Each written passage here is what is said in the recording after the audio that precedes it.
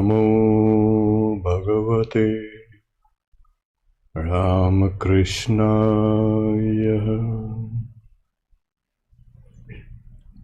Salutations to Sri Ramakrishna. Welcome to this fourth class of the second series of Mantra Yoga.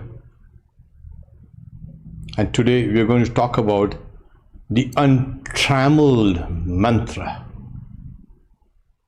Why? Everything in this world is trammeled, is limited, is contained, is conditioned. Everything in this world. The primary conditioning is one's consciousness is conditioned by the body, obviously, the senses, and the mind. You see what happens? It's like, just take for instance, you have a kind of a lamp and you place various kind of coverings over it. What happens? That light gets obscured and kind of smothered. Our consciousness is something like this. This is the primary conditioning that happens in the universe. So here we have this basic structure of bodies as well as the basic structure of the universe also is nothing but kind of conditioned. So limited, contained, and severely restricted. Okay. Now once you have this idea that everything in this world, also the whole world, has got these various kind of conditionings.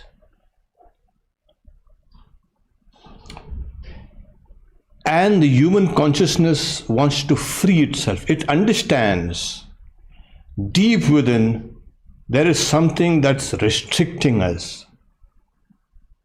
No thought, no feeling, no willing is ever perfect. It seems that every thought has its shadow, a domain of ignorance. No thought can be ever complete. No thought can be ever perfect. Somebody comes and displays a perfect thought, and someone else comes and expands that original thought. How is the room? Where's the room? Yes.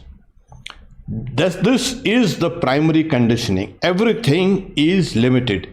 Every perception, every cognition, every feeling, willing, thoughts, words, deeds, everything is nothing but limited, trammeled, and there is an attachment of large ignorance. So something like you have knowledge and ignorance, as it were, displaying itself in every thought, word, and deed. Okay.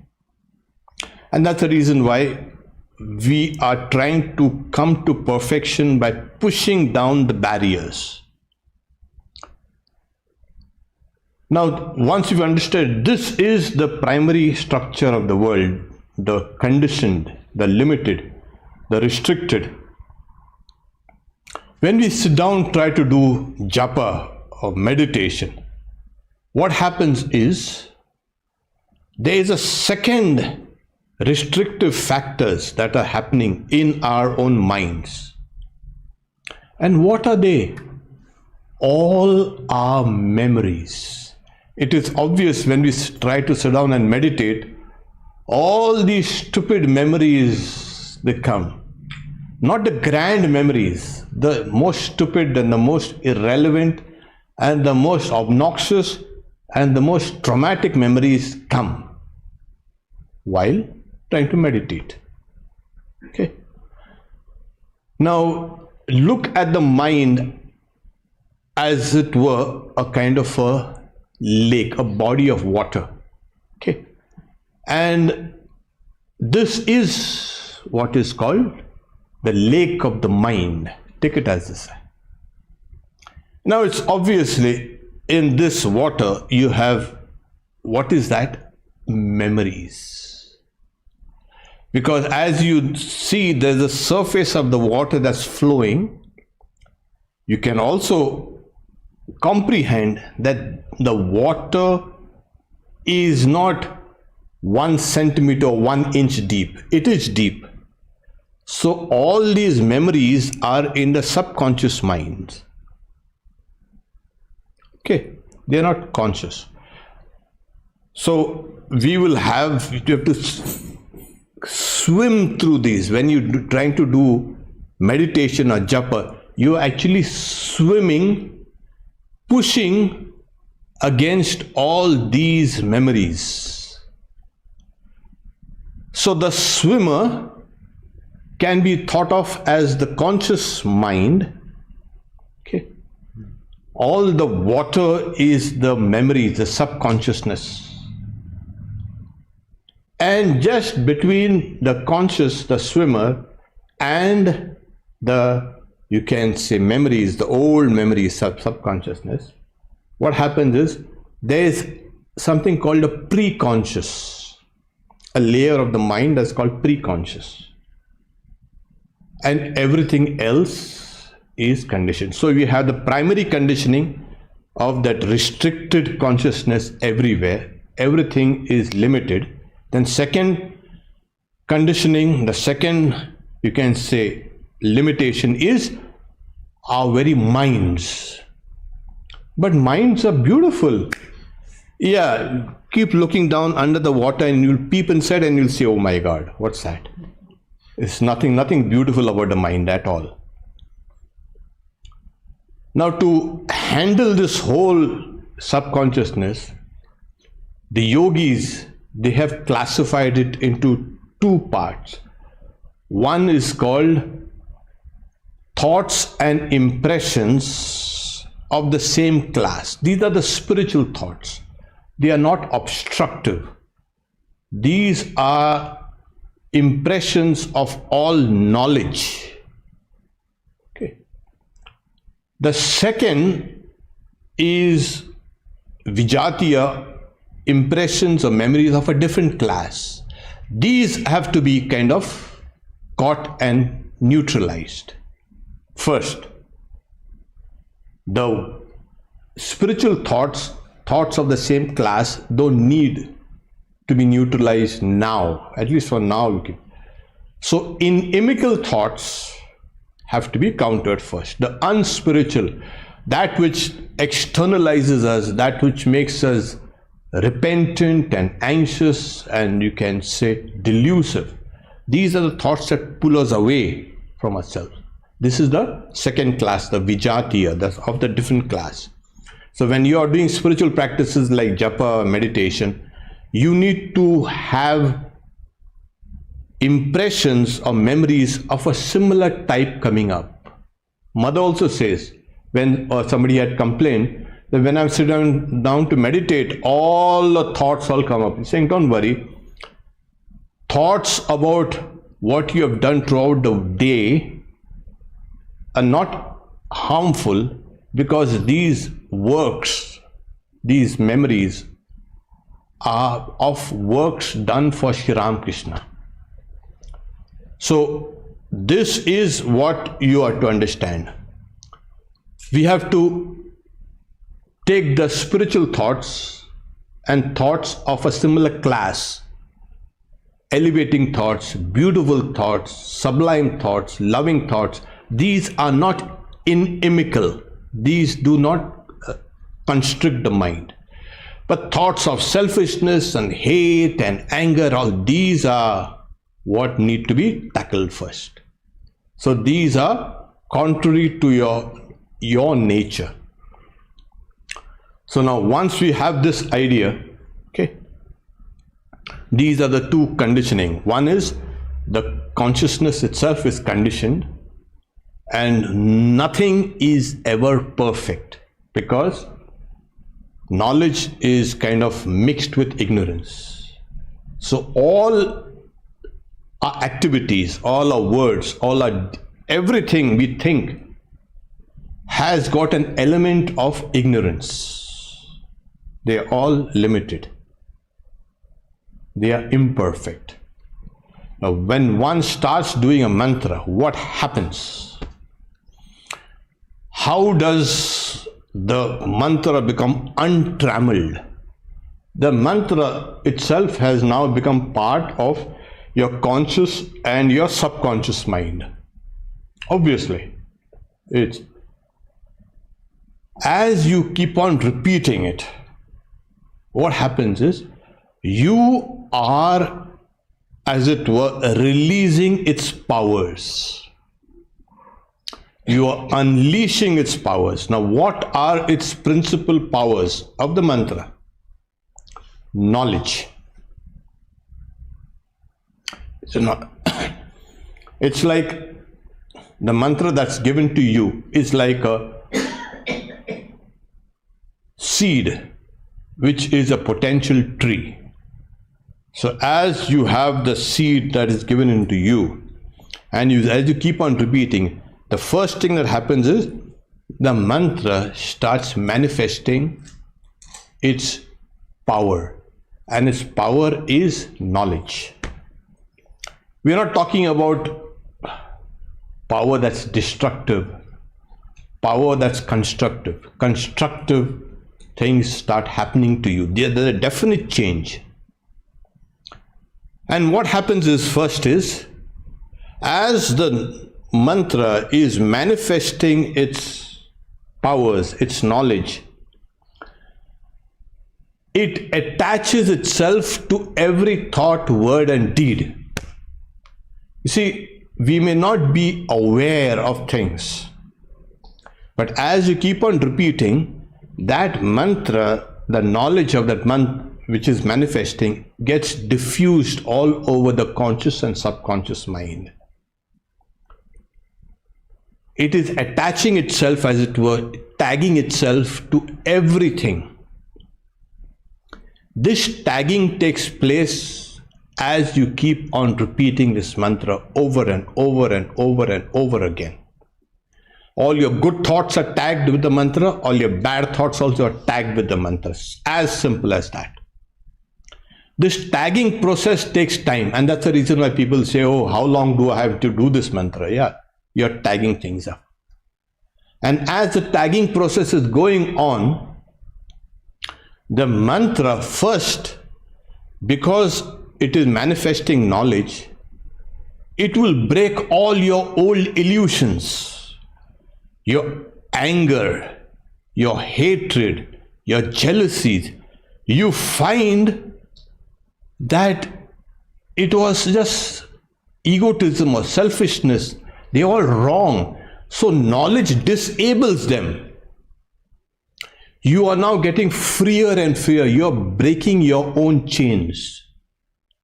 So these Vijatiya thoughts of a different class are the first things to be neutralized, to be disabled.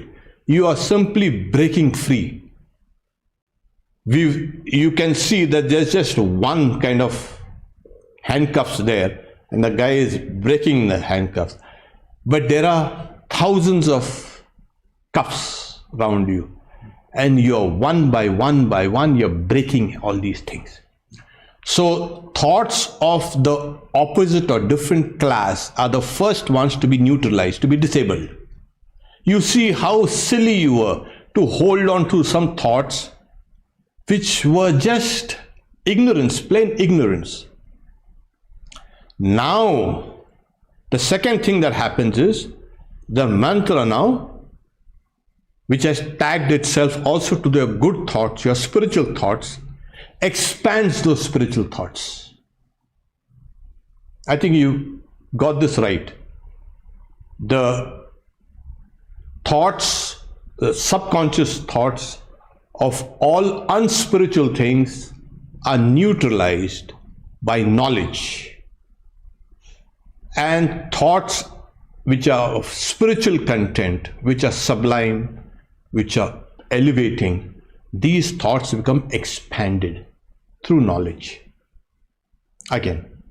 So this is the process that happens over and over and over and over again. And as you keep on repeating, this mantra keeps on expanding your mind. Your thoughts, your good thoughts, all being expanded. Everything that was trammeling you are broken. Now, as this mantra is now taking over, it is making space vaster and vaster and vaster within the mind. There is a Yoga Sutras, the Patanjali's yoga aphorisms that say, Paramano Parama Mahatto Anyosta, saying it is, what is saying? Vashikara. That is, the mind becomes subtle and fine. It can think of the very small and also the very large. Okay. So Paramanu is a subatomic, Mahatva Anta, till the end, Swami Vivekananda translated as infinite. From the smallest to the greatest to the highest dimensions, the mind can think of things without obstruction, without being trammeled.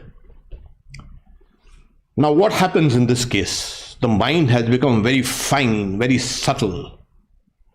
You can lift a grain of sand and you can see the whole cosmos in it.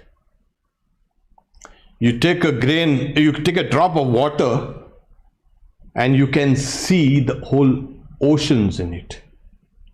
If you can see that, that means your mind can think of the smallest as well as the greatest. Both these dimensions of nature come together. When you look at Sri Ram Krishna, or you look at the goddess, or you look at any god or goddess, any saint, you will see its higher dimensions, its infinite dimensions. As you repeat the mantra, you will find that it is operating on all levels, from the smallest to the greatest. So when you are repeating a mantra, it's no longer now confined to one small kind of,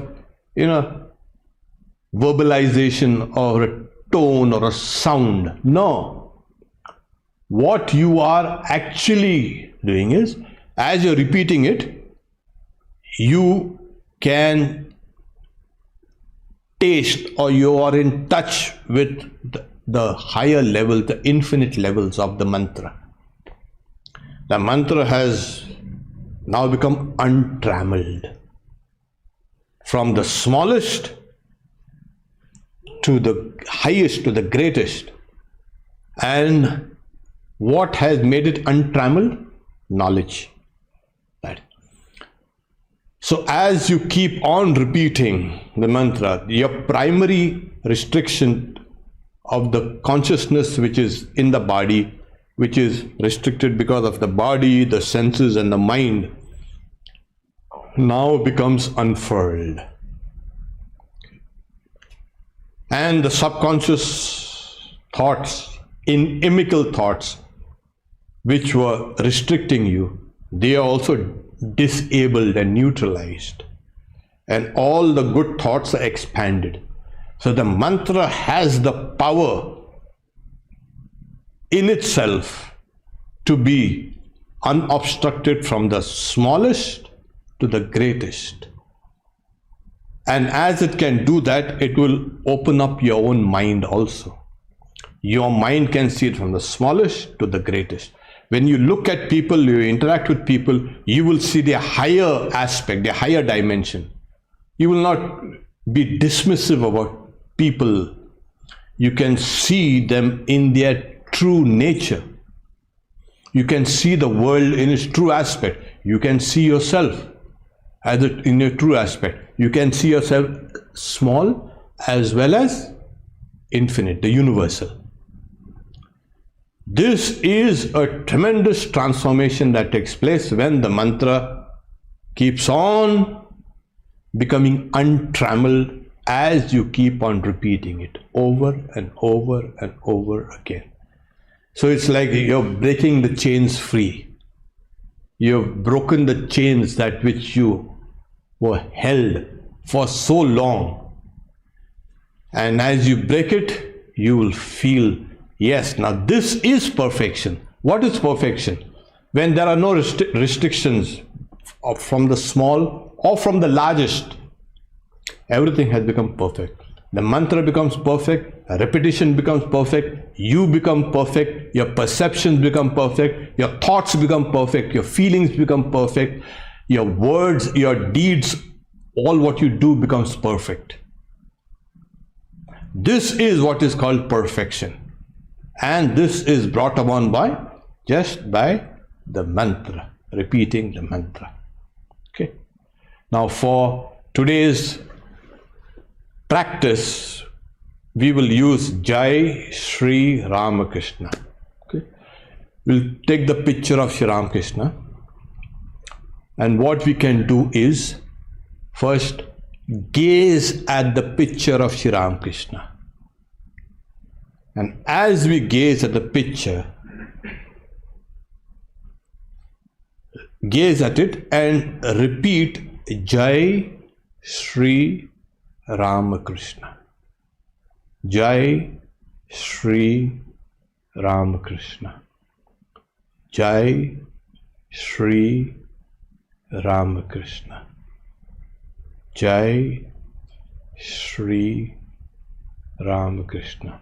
Now I want you to close your eyes and visualize that same picture while continuing repeating Jai Shri Ramakrishna.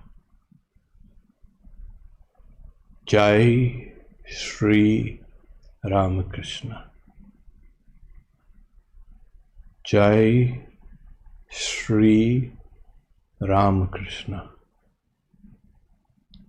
Jai Shri Ramakrishna. You can open your eyes and gaze at the screen in front of you at Shri Ramakrishna's picture. Try to be keenly observant of all the shapes in the picture, the color, the tones. Try to look deeply inside. As you look deeply, keep on repeating Jai Shri Ramakrishna.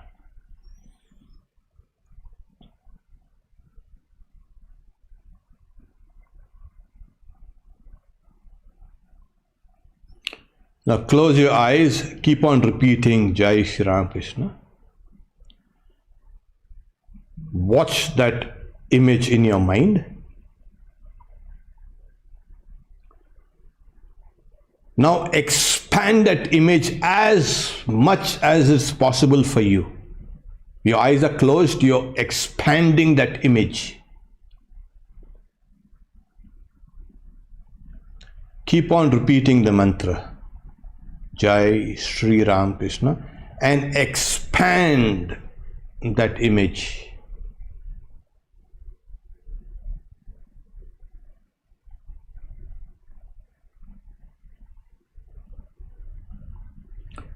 Keep repeating the mantra and now contract that image.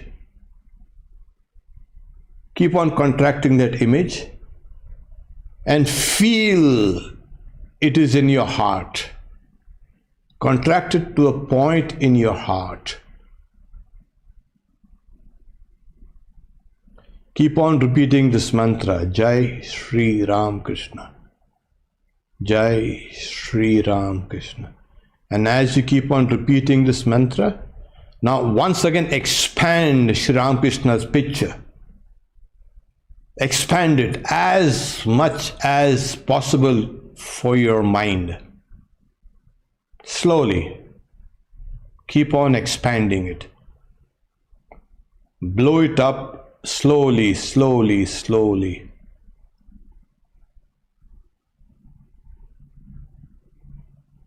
Keep on expanding it.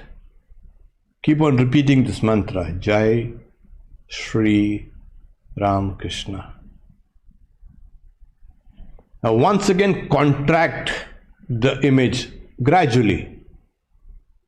Jai Shri Ram Krishna. Jai Shri Ram Krishna.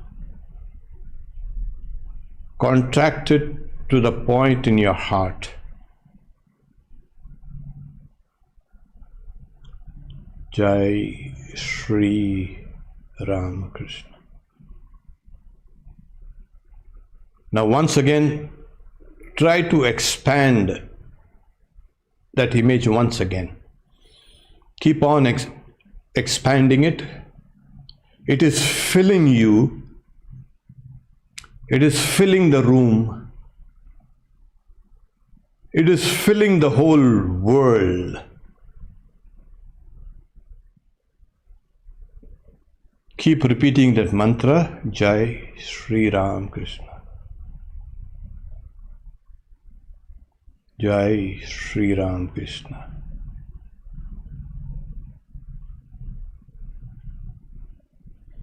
Now once again contract the image, place it to the point in your heart, Jai Shri Ram Krishna. Jai Shri Ram Krishna.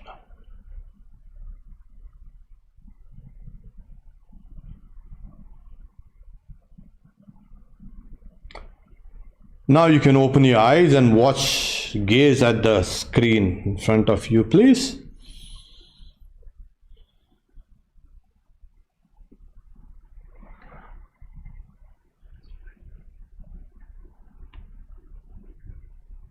Keep on repeating the mantra, Jai Shri Ram Krishna. Jai Shri Ram Krishna. Okay.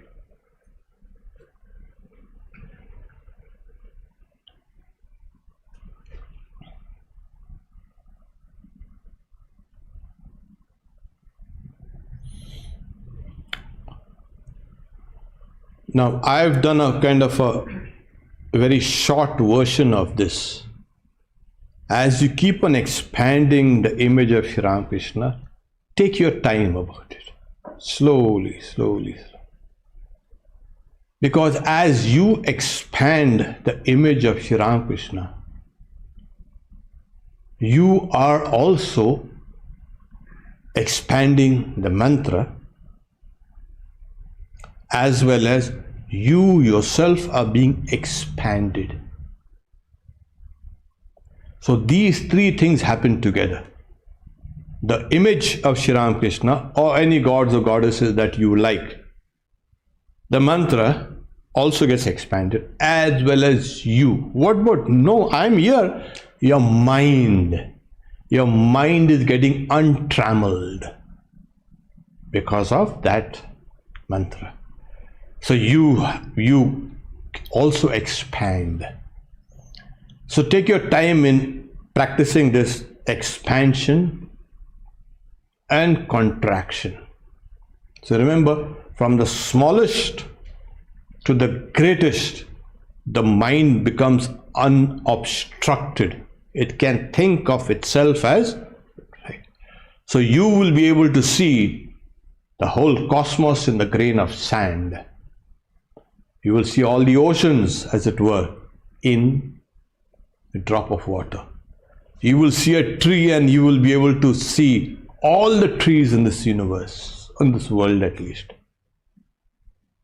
You will see yourself as part of the whole humanity, of all the past, the present, and also the future. You will become identified with all. Right now we have become separated from the whole of nature and of humanity. You will become part of the whole. Whenever you see people or interact with people, you will feel identified with all this vastness. You will feel great love. This is the untrammeling of the mantra. And this is an extremely effective and powerful technique to make the mantra work for you. Okay. Om. Peace, peace, peace. Shanti, shanti, shanti. Time for questions if there are.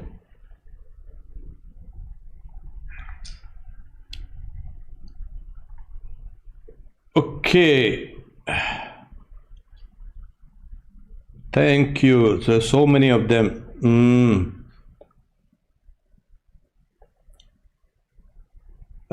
Why did the mantra stop when vastly expanded? No, the mantra does not stop when vastly expanded. You keep on chanting the mantra.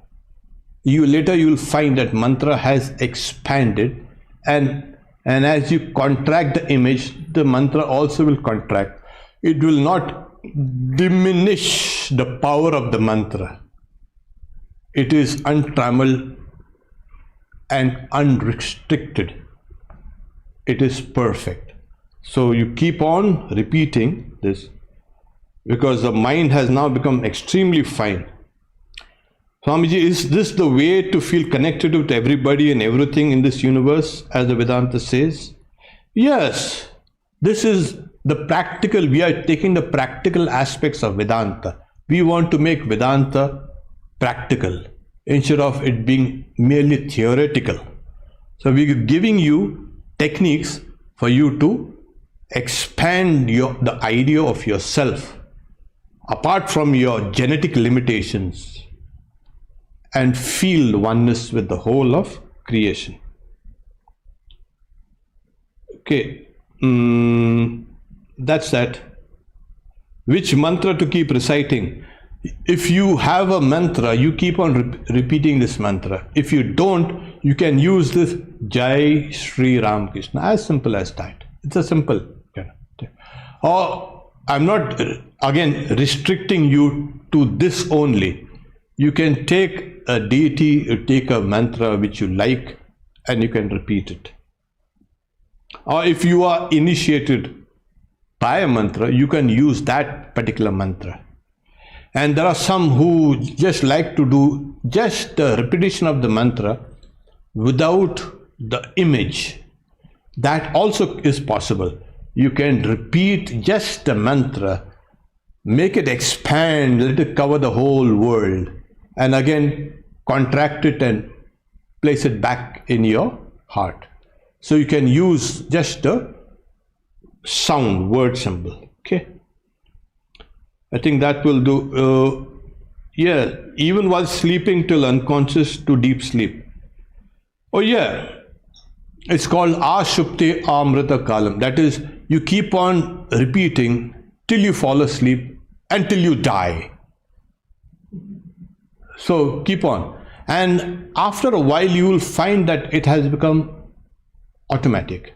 The mantra has taken over from me. First, it's like you've handled the mantra, you've kind of nurtured it, you had it grow, and then the mantra says, I can now walk on my own. Okay. So it's like Sri Ramakrishna says that initially the plant needs to be hedged, and as the plant grows, the hedge has to be taken off. So the mantra has to be cultivated, and after a time, the mantra takes over and keeps on repeating itself. Okay. So this much for today. We will meet again next Saturday for Mantra Yoga, the 5th class of this series. Om, peace, peace, peace. Swamiji?